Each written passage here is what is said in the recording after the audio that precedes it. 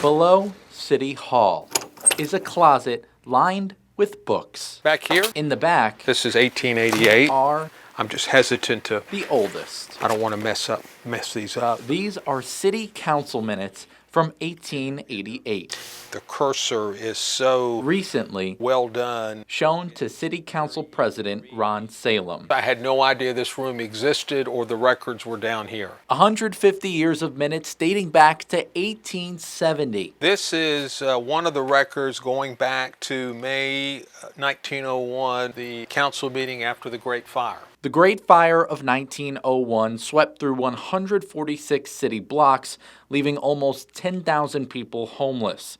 It was the most destructive event in Jacksonville's history. There was debate here to construct some temporary buildings right after the Great Fire. Salem allocated $125,000 city dollars to digitize the records immediately. You've got water pipes running up here. We're one accident away from having a tragedy of losing a lot of these records. To learn the story of how these books were saved, you have to open another book, The Great Fire of 1901, by Bill Foley We're getting there. and Wayne Wood, We collected all the stories of people who had been in the fire. including the story of John Alsop and Henry Bethune-Phillips, who raced to the city courthouse as the fire spread to shove county records into a bank vault. They raced against fire and time. The two returned the next day. The city turned to ash, but the vault intact. A locksmith was able to pick the lock.